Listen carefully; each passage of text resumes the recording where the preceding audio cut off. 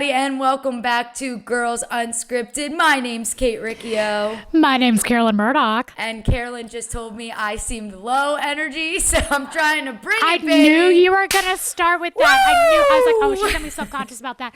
No, well, she has a I'm not stomach self-conscious ache. about it. You were right, actually. I am. She just had a stomach ache, and I just want to make sure she was okay, or if she needed food or anything. Because she's a nice friend, and my boyfriend is bringing me chicken tendies, so everything's going to be fine. But don't feel like you have to be, like, crazy. I just care about you. I needed to do that for me. I needed to do okay. that for me. Yeah. That's what I always wish for you. You could never say it. Well, I'm not going to say never, but I feel like you could never say anything to, like, offend me or, like, I feel like I have a pretty thick skin. Good. Personally. I don't. So, well, I'm getting I've there, been, though. yeah, I've been told I'm tough love. I have some sensitive friends that are like, you need to, like, chill out sometimes. Oh, yeah. I'm not that. I'm very tender, chicken tender love. We love chicken tenders in this house. As we do. But we're not here talking about chickens. We're here talking about bears. Big Bear, that is. And this episode, the cast goes to Big Bear, which I personally... Yeah, that was sick, actually. You know what sucks? I'm right next to since we're at home, I'm next to my makeup station, and I just am looking at myself, and I just want to keep putting on more makeup because I'm like next to all my things. You don't need it. No one's asking, but I'll tell you, I love Big Bear, personally. I love Big Bear, too. And I think it is crazy that these people have lived in LA for fucking 15 years and have never been to Big Bear. I feel like everyone goes to Big Bear. It's like Palm Springs. It's so funny you say that. On Real Housewives of Beverly Hills, I called Sutton out up on my Instagram, being like, it is crazy to me that Sutton's never been to Ojai. Like, what the actual fuck? But for them not to have been to Big Bear is even crazier. That's crazy. It's 2 hours away. It's cheap Airbnbs. It's boats. Like, when my friends and I were, like, young and had no money, we still made it to Big Bear. Yeah, no. It's a place for young, drunken, lovely nights. It's so fun. My boyfriend and I actually went there last summer. We called it a couples retreat. It was just us, but we went and we were like on the like paddle boards on the river or on the lake, and we were like, this is nice, but this is a place that you go to with a group of friends and just like are drunk and so we were like, next time we're gonna go with people. But I personally thought this was a good Valley episode. I just thought a lot happened in it, and it was better than last episode. But I'm biased because I personally love a group trip. I felt the opposite. I thought not a lot happened on it. And the group trip didn't seem like a group trip that everyone wanted to be on. I guess you're not wrong. I thought it was another mediocre thing. And the one thing that we knew was going to happen, again, didn't happen until like the very, very, very, very end. And besides that, no, stuff happened. You know what?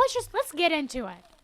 Okay, well, I will start by saying that I love that it is finally being said on camera that Janet is, like, a mean girl. When we knew this was coming. Yes, and I like that they're finally, like, it seems like they finally have just had enough, and they're like, all right, guys, here's the fucking deal. Janet actually is a gossip, and she's fucking mean, and she sucks. Like, I feel like they were holding it in for so long. I will say, though, I think Janet was right in saying that Zach didn't own up to his part in the Michelle comments and just kind of left Kristen out there to dry. Like, Zach's no saint. It does seem to me, though, like Zach has no idea that Janet doesn't actually fuck with him that much, because I think him not being invited to Big Bear has nothing to do other than the fact that, like, Janet just doesn't really fuck with him that much. That's what I think. I honestly just was like, but it's a show. As I was like, why are we focusing so much attention on this? You know it's bad. Like, there's not much to talk about in a show when we're just talking about who gets invited and who doesn't get invited to something and why. I was like, of course they all need to be invited. And it's like, I'm sure producers are like, hey, don't invite them if you don't want them. And they're like, right. We don't. Right. And that was that, you know, like they have had a ton of drama. And I understand Zach was like, I think he said something to the effect of like, well, it's a group and it's weird not to bring everyone in the group. Well, it's weird to also get into like arguments about racism at public parties. Like, there's a lot of weird things. None of this is normal. I think the underlying thing here is, again, it's like a fourth wall break that we're not breaking. And that is that he's upset that he's not invited on the group trip because that means it's some filming that he won't be a part That's of. true. It's less camera time, and it's a bigger deal because it's like, well, why wouldn't you not just invite the cast if we're all the cast? But Right. I think they're all figuring it out how this world works a little bit. Right. One of my favorite parts of the episode, which I thought was fucking hilarious, was when they're still at the James May event. Jasmine, Zach, and someone else, I can't even remember who it was, are talking, and Janet looks over at that Simon guy and she's like, do you need something, Simon? Like, it seems like you're just like, and like he dead ass was eavesdropping just to send Janet the tea. Like he's her own personal like demois. Like he sent her blind items. I LOL'd so hard at that because it was just so absurd looking and obvious. It reminded me of that bridesmaid scene where Melissa McCarthy says to Kristen Wiig, like, oh, and this must be your fella. And the camera moves like 2 inches to the left and there's like this old man just standing there. Yes. Like, oh my God. Like you're not supposed to be there, but it's very obvious that you're there and everyone knows you're involved in some capacity. Well, and it was just funny too. Like, first of all, that guy is obviously a good friend of Janet because then they go back to Janet's house and him and the other guy, Jared, are basically like her little minions, just like yes-anding everything she says. Like, yes, yes, yes, yes. And then she's on the phone with Zach and they're like, how do I say this to people that are listening? Like, egging her on without saying words, like while she's on the phone. And it's just like. They were hyping her up. Like she does to me. And look, I actually like Janet. I think she's a good addition to the show. I need the drama. I need the tea. I don't know if I don't think I said this here. She's giving me a hint of Stassi Schroeder energy. Where she is like the queen bee and she's a bitch and everyone knows it, yet they still want to be invited to all her things and they still choose to be around her. Like, I'm not saying she is Stassi Schroeder. I'm just getting vibes.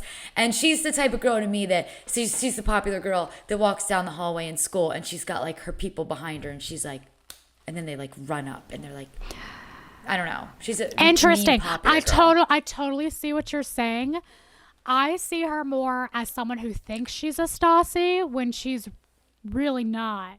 Like I think Stassi has earned Stassi energy. And hey, maybe it's because Janet hasn't been around enough for me to like feel like she earns her mean girl energy. But like maybe we'll get there with her. So far, it seemed not as.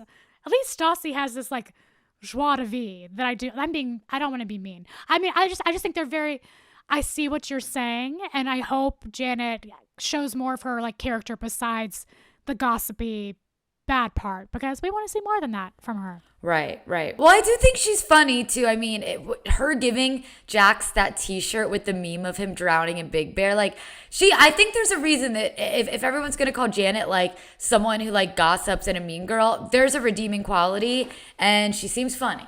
That's true. I actually like really belly laughed so hard at the clip of Jax because that's almost been an ASMR so many times of like, you can help me if you want. You can help me if you want. I'm going to swim to that buoy and back. I thought that was so funny. So yeah, if that was her, props to her. I like that. I love how Jesse came back from his big retreat with a fucking beanie on, acting like he's an entirely different person, which first of all, the beanie is not fooling me because you're still wearing a fucking collared shirt with the beanie. But he may have came back a changed man, but Michelle is still the same person with a boyfriend. I feel like he did this it's too little too late. Like, she didn't even get the fuck up when he walked through the door. She's just like, I'm over here. And he was gone for how many days? Like, one. I mean, I think he even said it was going to be an overnight trip or something really quick. He does come in giving such like, I've just taken a lot of benzos energy. Like it's weird energy. And I do think he thinks I'm a changed man. This is it. This is what I needed for my marriage to work. And here I am. And I love how everyone the whole episode has been like, he has not changed at all. In fact, he should go back right now. No, it was all a fucking act. Obviously, to me, it is obvious that Jesse is just trying so hard in front of cameras. Like even just like him being all over Michelle and like hugging her and like talking about sex with her. And I'm like, is this real? Is this fake? Are you trying to make her look like the bad guy because you inevitably know you guys are going to break up and you want to like make it seem like you tried? Like there's just something off. I just feel like it's very try hard, and I don't know how I feel about it. Looking back, I agree with you because he does give. He's such a good douchebag. I've just been taking it as like, man, he's genuinely a douchebag. Right. You or know? like dumb. Like you, or like he's just dumb. Right. Or just figuring all this out for the first time. But it's a good point. Yeah. I'm a mess over here. Sorry. No, you're fine. We're still getting used to this whole remote thing. Like we said this in the Vanderpump episode. It's just not as fun. It's just not as fun unless like next time we like took shots I got like hammered by the end of it, you know? Hell yeah. That would give me pandemic Jesse level. Flashbacks. That would like because all we did during the pandemic was like rip shots on Zoom and like play games, and then I'll never forget this. It was the most sobering feeling when you're like drunk on Zoom with your friends, and then you log off, and then it's just like dead silence around you. Like there's no in between. Like at least when you're like out and about, it's like you leave the bar, you say goodbye, you're in the Uber on the way home. Like you ease your way into the silence of your own home. Like you shut that laptop, and it's just like, holy fuck, I am lonely. There is no louder quiet than a quiet during a pandemic, after a pandemic party laptop shut. Yes. I'll never forget, actually, one of my favorite memories of all time is Sydney. And Sydney listens to this podcast. We were all so drunk on a Zoom. And she was so drunk. And she just hit a point where she was like, all right, I'm done. Like, I'll see you guys later. And instead of like using her finger to end the Zoom, she literally just slowly reached her hand up and slowly closed the laptop shut. So we just watched her face like as she just like shut the laptop. And then it was like Sydney Bucksbaum left. It was so good. It was so good. Oh my God. We love Sid so much. I did think it was funny, weird, interesting that Jax literally waited until Jesse gets in the float and floats like 8 feet out into the water and then decides to like talk shit, I guess, on Jesse about how like, you know, we really need to talk about Michelle. Like there's some shit going on and Jesse needs to know. And Jason, again, the only fucking logical one is like, okay, well, let's just fucking tell him then. Like, that's why Jason is not made for reality TV because he's too logical. But he's like, if he's our friend and we know these things, we should tell him. Duh. Yeah. That's what I mean when I be like, oh my God. You've been in Nashville for too long. I be like. When I say, when I say, I think some of them, like Jax has been a player in the game for so long. He knows how this works. He thinks the steps ahead of like how this plot line needs to go down. We probably need a scene where we say this. He's probably already talked to producers about it. And Jason's like probably getting new to all of this, being like, well, then just say it to his face. Right. There's no thought process. It's like, okay, then tell him. Like then, to me, it's funny to me that Jason is like that and like doesn't really want to talk shit and wants to be up front. And here he is married to apparently the biggest gossiper in the whole group. I know. But I do kind of like their relationship. No, I can imagine them like laying in bed at night and Janet just like going in about someone and then Jason just being like, well, if she like bothers you, then why don't you just talk to her? And Janet being like, you don't get it. Like, I think it works. Like, I think it works. You can see it. They're cute together. Look, I stan them. I obviously stan Jesse and Nia. Love them to my core. Like, there are some good couples on this show. I like. Did you say Jesse and Nia? Did you mean Danny and Nia? Say Danny and Nia. Speaking of, did you see what Jax said online about them? I don't know if this was true or if I just saw if it was photoshopped. So I don't know. We'll have to fact check this for it to go in. You'll be upset. So it's a tweet saying like, Danny and Nia are my favorite couple on the show. They're so cute. Why can't we have more people like them? And Jax responded with, we'll see how this ages. Jax can never let anyone outshine him. He needs to chill with the fucking Twitter, but I bet you they get in like one fight. And that's what he means by that. Well, clearly they're going through stuff because guess what? They just had twins like 10 weeks ago. I think, do you know the amount of hormones going through that woman and the amount of sleep that they have both had cumulatively? And now they're on a reality show and probably still have day jobs. Like, what? Yeah. I cannot believe they're even there. But it looks like Danny's going to like break down a little bit next episode, which will be... Oh, that sounds so horrible for me to say, exciting to see, but it'll be good to see, you know, a man be honest about his emotions during the postpartum period, especially with 3 young children. Like, that's hard. 3 under 3 or 3 under 2, whatever he has. I see what you're saying because Danny and Nia, like, you don't want to see anybody like cry or like be upset, but Danny and Nia are so perfect that it is kind of nice to see their real emotions. And we have seen Nia's, like, she has been very open and vulnerable. And as far as we know, Danny is just like, I keep confusing their names. Danny is just like the most supportive man. And it will be, I hate to say nice, but it will be nice to see, you know, him break down a little bit and see that it's not that fucking easy to be. Obviously, it's not easy for Nia. She has it harder than anyone, but it's not easy for Danny either. Well, also, to be fair, Danny and Nia, their edit has been flawless. So if there is any, you know, no couple is perfect. Everyone has issues. I'm sure they have more issues than just being tired, you know. So I do think they have gotten a lot of, they've been blessed with a great edit, and I'm sure they are a great couple too. So it'll be interesting to see what the fuck Jax is talking about. Yeah, and it's probably nothing, but... It's probably literally nothing. Something that really grinded my gears this episode was Jax yelling at Brittany to turn down the video of Cruz crying. And he made a comment like, this is why I walk out of his classes when he's crying. And that is exactly, do you remember him saying that? Yeah, but I think I was like typing. He was like, Brittany, turn it down. Like, I don't need to hear him crying. Like, this is why I leave the class when this happens. To me, that is exactly how he treats Brittany and her feelings. Like, he can't handle emotions. So instead of like embracing them, he'd rather just like shut down or walk away and like almost blames people for having them. I thought his reaction to Brittany watching that video of Cruz was like, also very telling. If that's how he's treating her in public in front of friends and he's that upset about the situation, just imagine what's happening behind closed doors. Well, of course, and even her in the car with the girls of like, please don't tell Jax that I threw up. Like, he's going to say this, he's going to say that. And she's like, I just know, and they were like, you know, questioning her on how he talked to her. And she's like, I just know how to handle it by now, you know. Yeah. He gets upset. It's really sad. Yeah, no, it is. That made me really bummed for her. Yeah. All right, let's talk about real quick the Kristen and Luke relationship counseling. Woof. Wow.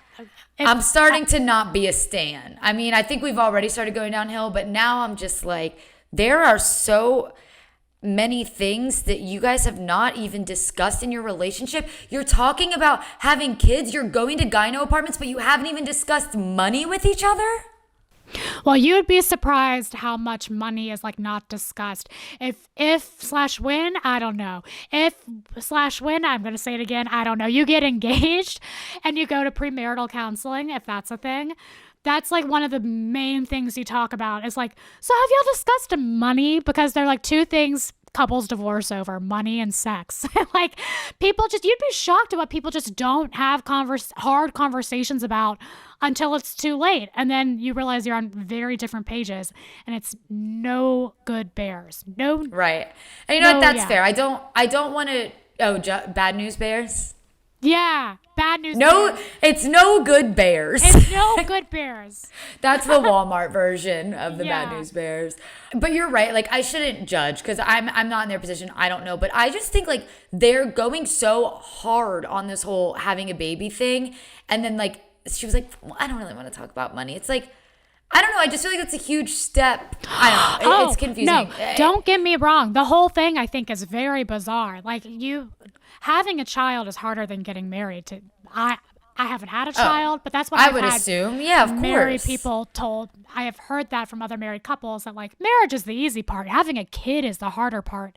And you have to be so like in lockstep with your partner to like get through it, period. The fact that they're not anywhere on the same page about where they're going to live with this child, where they're going to raise the child, how they're going to finance this child. I mean, I don't want to be mean. It seems reckless. Based on their answers to this, I would be worried.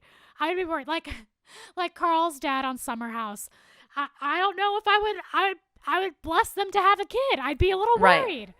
Exactly. Yeah. Well, honestly, there is just, and to your point, there is a lot of communication missing between these two. I personally think they both just want a kid, and they're just going to have a kid no matter. I don't know that they necessarily even wanted one together. I think they both just want a kid. So they're having a kid, and I don't obviously see this ending well at all if they can't even have conversations. But he's young. He has a long time to find a partner, the right one, and make sure that's the right person to have a kid with. Like, do you think it's maybe Kristen? Kristen wants a kid, and Luke wants a kid with Kristen? Luke wants a kid with Kristen. What's the difference? Like, Kristen just wants a kid, and she'll get it by any means. Luke is like obsessed with Kristen, so he's just saying he wants a kid because Kristen wants a kid. That's like such question. I don't know. Such a bad thing for me to say, but kinda. No, I mean, it just gives that vibe of like Kristen's like, I haven't thought about any of this. I just want a kid. Like you would think they would have put a little more thought going into it. Did you hear that Zach from the Valley said on a podcast that he and Kristen had a plan that he was going to give Kristen his sperm so she could have a kid? Yes, I did hear that. So, like, it does seem like she just wants a fucking kid, which more power to you. I don't know. She just wants a kid. I have no other opinions on that. Her communication issues, like, I think they need to go to therapy for a lot of other things before it's about having a child. By the way, I think Luke is quite a logical guy, and I can see his point in being like, because what you were talking about, they don't even know where they're going to live. I can see his point in him being like, these people here suck. There's no value in being friends with them. Why are we fighting so hard to stay here and be with them? They don't support us, which granted, you and I are kind of on team everyone else of like, Kristen and Luke should be questioned by this decision.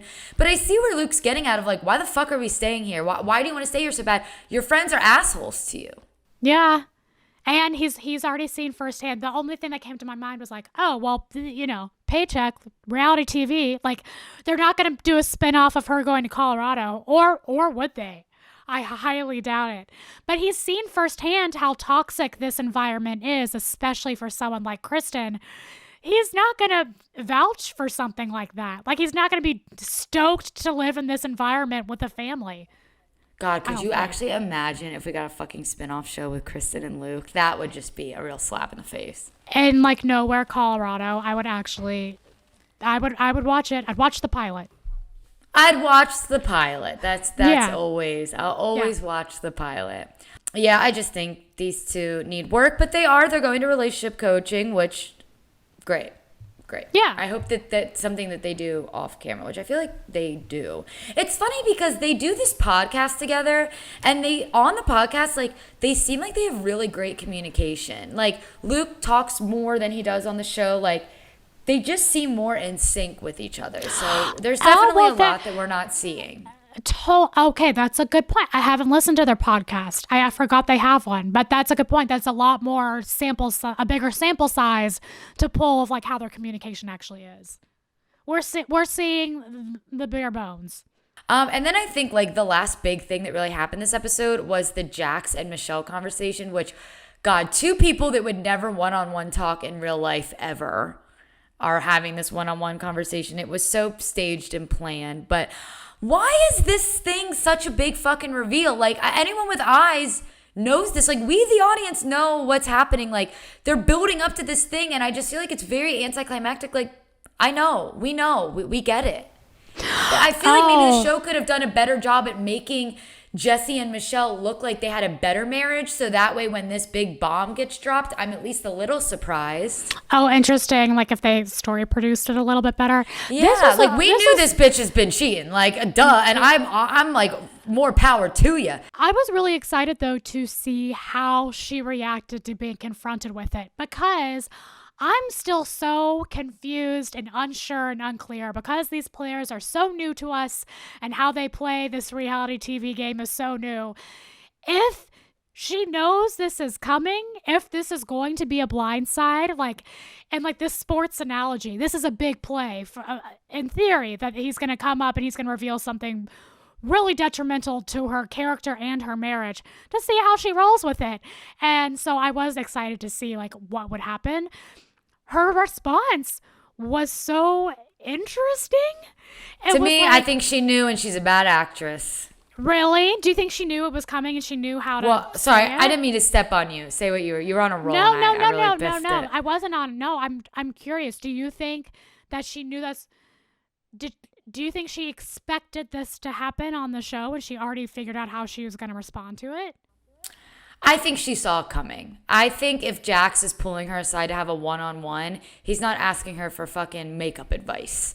Like, I think maybe she either had some sort of warning from Brittany, or like she knew this was going to be a topic that was brought up. Like, she didn't seem nervous or scared. She just kind of like laughed about it. Right. And she gave it a beat and then was like, I know. I told her. Or whatever it was. And that seemed out of context to me, though. I feel like that was a response to something else, because it was like, I don't know. I feel like because they used, so basically he said, Kristen says, you've been texting other guys. She's like, okay. And then he's like, and she's like, yeah, I text other people. And he's like, yeah, but you've been sending like naughty photos or whatever. And then she says a line of like, yes, I told her that. I felt like that was taken from something else, in my opinion. Like a Frankenbite. Oh, because when they go to the bedroom and she like addresses it, right? And then that was kind of where we were a cliff hung, right? That's where we're gonna pick up next week, how Jesse responds to all that. Or do you think that was it? If that's it, I'm gonna be upset. I think I still stand by the fact that like Jesse kind of knows about all of this, because I think he would be way more upset, just from what we saw in the preview, if his wife and mother of his child was fucking cheating on him and he genuinely had no idea. Like, I don't know. I think that I still think there was some agreement between the two of them. I know you differ. I still think I'm team that he knew. I think they've had conversations about this topic. I think where they landed on them in his mind was a very different place than where it's going to land to the audience when he watches this back. And I think he might see that those discrepancies are starting to tally up a little bit, where it's like, well, you told me you were texting, but wait a minute. Like, they're saying, once he hears a boyfriend of a year, like there's just so many details that come out that I'm like, I wonder if he knew that and that and that and that and that. Like, knowing someone texted someone is different than like knowing the full extent of how she's apparently been living for the past year or whatever. It will be interesting to see him put the puzzle pieces together in real time. I hope that it is actually a reveal and not just something that we've been dick teased with for the fucking last month and a half. But I would be, wow, that was a little vulgar of me. No, I loved it. I would get crazy, girl. But I would love, I hope it's like a real thing. Like I would love for something real like that. I mean, they're separated and she's pretty like open about this new boyfriend she has. She just posted an Instagram story on Mother's Day of her mom, her boyfriend, and Isabella like playing in a pool, and it was just video after video of this new boyfriend like throwing Isabella in the pool, spinning her around in the pool, like dunking her under the water. I'm like, is this pointed? Like, I feel like it's a bit much. It feels like a bit much, and to that point, maybe this has been over for a lot longer. But I'm curious to see what happens next week and see how Jesse responds and see if you're right. Like maybe this was all just part of the show. I still just think his ego's too big for him to go along with a plot line about him being the fool. Yeah. But I could just be wrong. Well, we'll find out next week. I guess we'll find out next week. I also wouldn't be surprised because of the way Michelle's been answering questions about this very elusively. She hasn't been very straightforward. Even when Jax brought this up to her, she kept it very... She wasn't full forthcoming in information, clearly. Like, what's going to happen...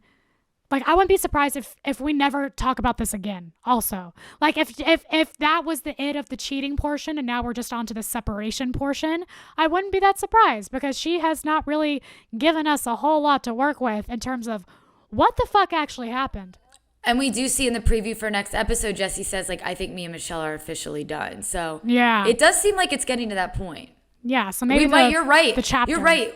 We might just dive right into, okay, we're getting separated. So, but I didn't think that their separation happened on camera because it was announced like after they wrapped. But also, how many fucking episodes are in the Valley? Because what was that? Like like what episode number was that? 8th? 9th? No, we're not that far, are we? No, I think that was episode 9. Oh my God. Let me see.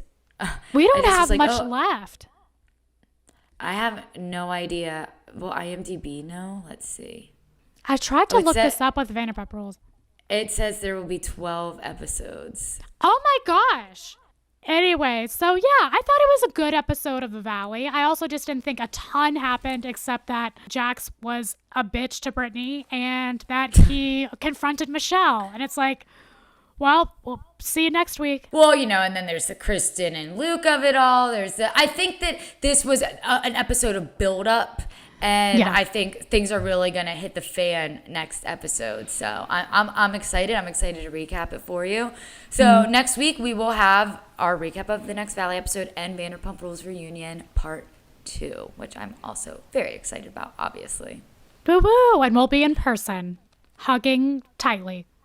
Will we? Okay, great. Excited. I'm back next week. Okay, cool. Awesome. Yeah, so as per usual, like, rate, subscribe, tell us we're pretty, and unless we don't think that, please I don't tell want us. You to lie to us. No, please lie. Thank you guys for listening. Thank you guys. Carolyn and I just had a little off-screen discussion of how we're going to continue the podcast because I know a lot of you have been asking after the Valley and Vanderpump are over. So we are going to, mull that over and we'll probably have some answers for you soon. But we're not going anywhere. Once these shows end, you can't get rid of us. Sorry. We already started this. We're not going to stop. We will stalk your home stereos. The train has left the station and there's no other tracks. So. No. There's no other stops. My mistake. I don't know how trains work that well. Sorry. No, I've fucked up a lot of metaphors these 2 episodes. So there you go. I'm going to go watch Thomas the Tank Engine and really redeem myself. I'm going to have a lot of train knowledge. It's very complex once you look at it. Really, it really is. One of the shows of our generation. All right, I think that means that it's time for us to go. I see my boyfriend walking in with my chicken tenders right now. Oh my God, please enjoy them and please feel better. All right, thank you. All right, bye everyone. Thanks for watching. Bye everyone. See you next week. Kisses, hugs. Mwah.